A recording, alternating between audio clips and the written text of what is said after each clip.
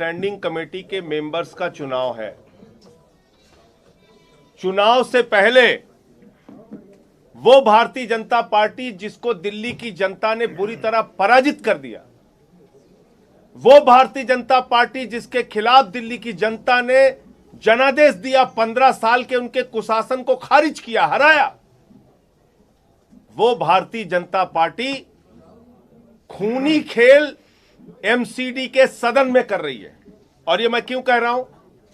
ये हमारे 2 बार के चुने हुए पार्षद हैं, नेता विरोधी दल थे पिछली बार, प्रवीण कुमार जी, ये चुनकर आए हुए हैं, आम आदमी पार्टी के टिकट पे चुन के आए हुए हैं, और इनके ऊपर जानलेवा हमला सदन के अंदर किया गया, जहां बीजेपी के 7 सांसद मौजूद हैं, सारे पार्षद मौजूद हैं। इनके ऊपर इस तरीके से इनको लहूलुहान कर दिया गया, इनका खून बहाया गया, इनके कपड़े फाड़ दिए गए। क्या मांग थी इनकी? कि जो एमसीडी की परंपरा हमेशा से रही है, जो चुन के पार्षद आते हैं उनका शपथ पहले कराइए। लेकिन जो चुनाव में हारी हुई बीजेपी है, उसके मन में काला चोर बसा हुआ है।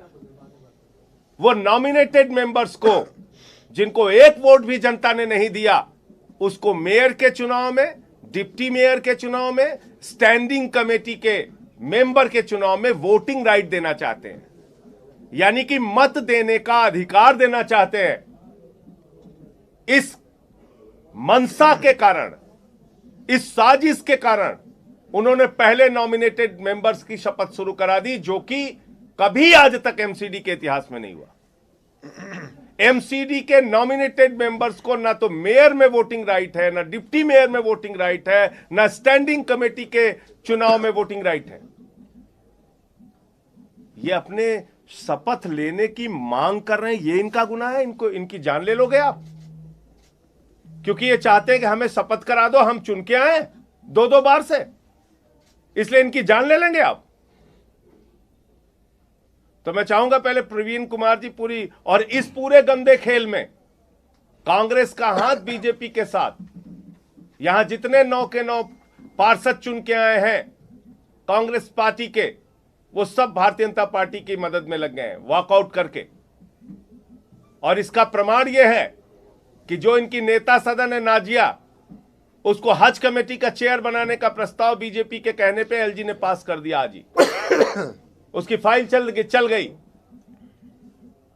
50-50 लाख रुपए में एक पार्षदों की डील हुई है, 4.5 करोड़ रुपए में डील हुई है।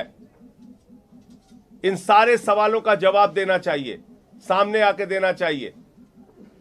और ये जो खूनी खेल हो रहा है, अगर देश के गृह मंत्री इस खूनी खेल को देख रहे हैं, दिल्ली की कानून व्यवस्था उनके अधीन है, एमसीडी का सदन सुरक्षित नहीं है, यहां पार्षदों पे जानलेवा हमला किया जा रहा है, आपको सामने आना चाहिए और स्पष्ट करना चाहिए कि अगर जनता ने आपको हरा दिया तो क्या गुंडागर्दी के दम पे, तानाशाही के दम पे, लोकतंत्र का गला दबा के आप मेयर बनाना चाहते हो, डिप्टी मेयर बनाना चाहते हो, स्टैंडिंग कमेटी के मेंबर बनाना चाहते हो? तो इसलिए मैं चाहूंगा प्रवीण जी अपनी बात आपके सामने रखेंगे, फिर सौरभ भाई। आज हम सब लोग जितने भी आम आदमी पार्टी के पार्षद जब सदन के अंदर पहुंचे शपथ लेने के लिए, तो उससे पहले ही बीजेपी की गुंडागर्दी उनकी प्लानिंग थी कि ज़बरदस्ती गैर कानूनी तरीके से अल्डरमैन जो उन्होंने गुंडे बना के भेजे हैं यहाँ पर, उनको शपथ दिलाने का काम वो कर रहे थे। उसके ऊपर हम लोगों ने, मैंने खुद वहाँ पर ऑब्जेक्शन किया कि हम लोग चुने हुए पार्षद, और आज तक कभी भी कॉरपोरेशन के इतिहास में ऐसा नहीं हुआ कि चुने हुए को बाद में शपथ दिलाई जाती है। हमेशा जो भी अल्डरमैन बनते हैं उनको बाद में शपथ दिलाई जाती है। मैं दूसरी बार सदन के अंदर चुन के आया हूँ, तो उन्होंने इस बात का जब मैंने विरोध किया, तो जितने भी अल्डरमैन जो थे वो सारे के सारे, और जो इलेक्टेड पार्षद थे और जो वहाँ पर सांसद थे बीजेपी के, सब लोगों ने मुझ पर हमला किया। जिससे शपथ लेते हैं, जिस मोमेंटो से, वो मेरे ऊपर उन्होंने मारने की कोशिश की और मारे उन्होंने। मैंने हाथ लगाया, मेरे सर पे भी लग सकती थी चोट। उसके बाद उन्होंने मेरा गला दबाया और मेरे सारे कपड़े फाड़ दिए। कम से कम भी 25 से 30 पार्षद और सांसद मिलके मुझे अकेले को जिस तरीके से उन्होंने हाथापाई की है, वो बहुत गलत है। इस तरीके से नहीं करने चाहिए। मैंने बोला भी सांसद साहब को कि ये पार्षद है, आप लोग उनको समझाओ कि इस तरीके से नहीं होना चाहिए सदन के अंदर। फिर भी सांसद जितने भी थे उनकी रेस्पॉन्सिबिलिटी बनती थी कि उनको मना करना चाहिए था, बट उनके साथ मिलके वो सब लोग मेरे साथ हाथापाई कर रहे थे वहाँ पर, और बहुत ज़्यादा चोट लग सकती थी। बहुत ज़्यादा चोट लगी भी है, बहुत ज़्यादा ब्लड आ रहा है, सारे कपड़े फाड़ दिए। ये बीजेपी की गुंडागर्दी है। सौरभ भाई अपनी बात रखेंगे अब। सौरभ भाई आ जाओ। देखिए, एमसीडी के बहुत सारे जर्नलिस्ट और रिपोर्टर यहाँ पे हैं। मैं चाहूँगा कि ये बात आप खुल के दिल्ली वालों को बताएं कि नॉमिनेटेड काउंसलर कभी भी सदन के अंदर वोट नहीं डालते। मेयर के इलेक्शन हो, डिप्टी मेयर के इलेक्शन हो, या हाउस से जाने वाले स्टैंडिंग कमेटी के मेंबर हों, इसके अंदर नॉमिनेटेड काउंसलर्स के वोट वर्जित हैं, प्रतिबंधित हैं। ये नहीं हो सकता। अब बेईमानी करके भारतीय जनता पार्टी एमसीडी पे कब्जा करना चाहती है। हम ये बेईमानी नहीं होने देंगे। एक महोदय मुझसे पूछ रहे थे, कह रहे थे कि अगर वो कर भी रहे हैं तो क्या आप डर गए? मैंने कहा भाई ये तो बड़ी अजीब बात है। इंडिया पाकिस्तान का मैच है, 11 खिलाड़ी पाकिस्तान के आउट हो गया, वो 11 और ले आए। कह रहे नहीं हमारे तो 22 आएंगे। और कमेंटेटर कहे क्यों जी, क्या इंडिया डर गया? हम कह रहे भाई ये क्या बात हुई? जो नियम होगा वो नियम से ही तो चलेगा। ये तो फिर 11 और आउट हो जाएंगे, कहेंगे 11 और आ गए, हम हमारे 33 लड़ेंगे। फिर वो कहेंगे क्या इंडिया डर गया पाकिस्तान से? तो बेईमानी से तो हर आदमी डरता है, कौन नहीं डरेगा बेईमान से और बेईमानियों से? तो ये बात डरने की नहीं है, ये बात उसूलों की है।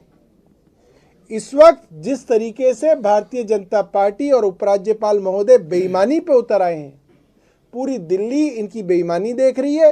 और जो गुंडागर्दी की है, जो जानलेवा हमला हमारे भाई प्रवीण पे किया है, ये गुंडागर्दी नहीं चलने देंगे। हम कांग्रेस नहीं है, ये आम आदमी पार्टी है। आम आदमी पार्टी भारतीय जनता पार्टी से लोहा लेना जानती है और इनके ही भाषा में इनका जवाब देना जानती है। ठीक है सुशील जी।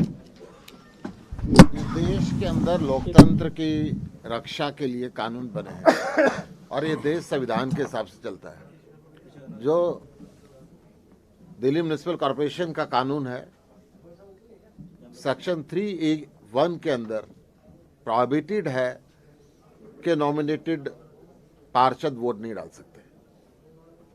और परंपरा इस सदन की रही है कि हमेशा चुने हुए लोगों को पहले शपथ दिलाई जाती है, उसके बाद चुनी हुई सरकार की सलाह से पार्षद नॉमिनेट होते हैं और वो नॉमिनेटेड पार्षद सदन की कार्रवाई में हिस्सा ले सकते हैं, वोट नहीं कर सकते। परंतु आज इन सारी परंपराओं को तोड़ के, सारे कानूनों को दरकिनार रख के भारतीय जनता पार्टी बेईमानी के तरीके से इस मेयर के चुनाव में, डिप्टी मेयर के चुनाव में धांधली करना चाहती है। चुने हुए पार्षद जो दिल्ली की जनता ने चुन के भेजे हैं, उनकी अहमियत को कम करके पहले नॉमिनेटेड लोगों को ये शपथ दिलाना चाहते हैं, फिर उनसे वोट कराना चाहते हैं, जिसका विरोध सदन के अंदर जब किया गया तो जानलेवा हमला किया गया, खून निकाल दिया गया, कपड़े पाड़ दिए गए, दबोचा गया और गुंडागर्दी का माहौल सदन में हुआ है। इसकी हम निंदा करते हैं और दिल्ली की जनता ये सब चीजें देख रही है कि किस तरीके से भारतीय जनता पार्टी बेईमानी पे उतर आई। खबरों से खबरदार रहने के लिए चैनल को सब्सक्राइब करें और प्रेस करें बेल आइकन।